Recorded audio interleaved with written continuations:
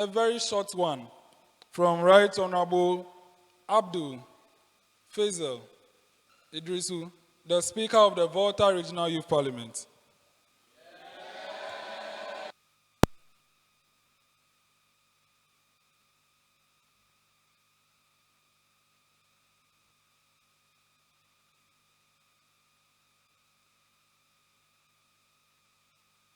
Honorable Speaker,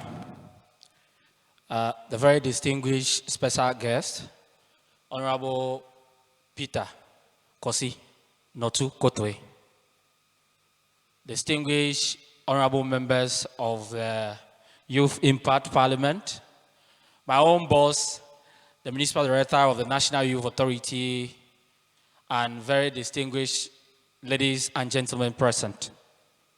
I stand here this afternoon to convey the warmest of felicitation from the Volta Regional Youth Parliament and all other youth groups under the National Youth Authority to this August House.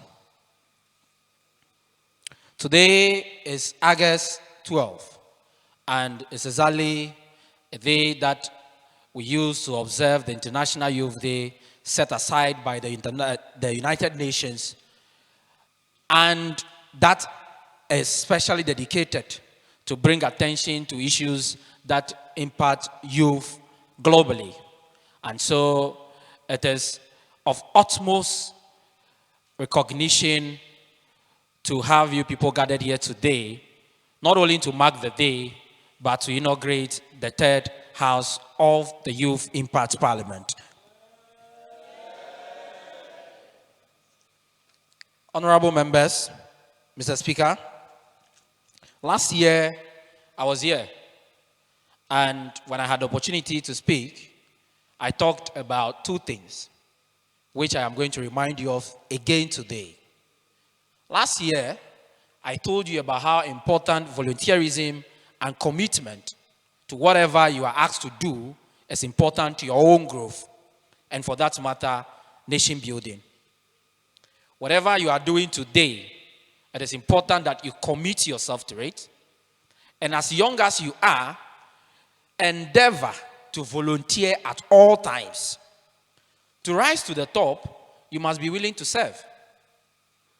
And that you must do without expecting any reward. But I tell you that the day of recognition and the day of reckoning will soon beckon, and you will be recognized. Today, we are in 2023, and so shortly, I am leaving you with another message.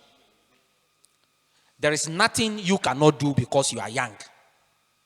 There is nothing you cannot do just because you are young, just because you are a youth. I mean, you can do just anything.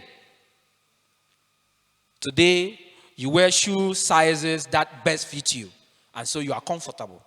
But you can equally wear shoe sizes that are far, far longer than your foot. Do you understand what I'm saying? What you put on is your own shoe size. Is that not it? Some of you wear size 43, size 44, 45. But I'm telling you that you can even wear size 48 and walk comfortably. The only way you can do that is when you have self-confidence. If you have self-confidence, they can give you the biggest smock that the president is wearing. You wear it and walk comfortably, and nobody will know that that is not your smock. If you are self-confident, whatever the task is, once you are given and you recognize the fact that this is a job to be done, you will do it and there will not be a loophole. So as young people, I am leaving this message with you. You must be confident in yourselves. Being eloquent is not a crime, right? Being outspoken is not a crime. If you want to get to the top, you must be willing to learn. You must be loyal. You must commit yourself to the cause. But above all of these is your own self-confidence. With that, you can ride the highest and tallest horse without any predicament. On this note, I take the opportunity again to congratulate the members of this August House, and also to congratulate my brother, the Right Honorable Speaker, and to also tell you again that it is better running a private business in Ghana than a state-owned business. Because most of the youth parliaments under the National Youth Authority are almost a collapsed entity. The reason is simple. The National Youth Authority is not able to resource whatever they are supposed to do. Members are not equally ready to sacrifice their time and meager resources to come for meetings like this. Even online meetings, when you organize virtual meetings, members are not able to attend. They are not able to join. You can advertise it for 3 months. When the day comes and you start the meeting, you find just 5 people online. That is how terrible it is for state-owned institutions, agencies, and departments. But this is telling. I mean, the numbers I see here is telling of what Ghanaians can do in the private sector. In conclusion, I would want to implore this House to ensure that your composition is all-inclusive. I am not able to find, excuse me to say, a physically challenged or a disabled person among you. The numbers in terms of gender, there's a huge disparity. It is almost a female caucus on the other. I mean, it's almost a female caucus here, a male caucus here. So watch your composition and ensure that it is all-inclusive.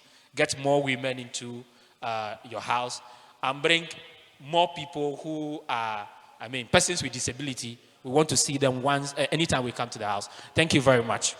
Yeah.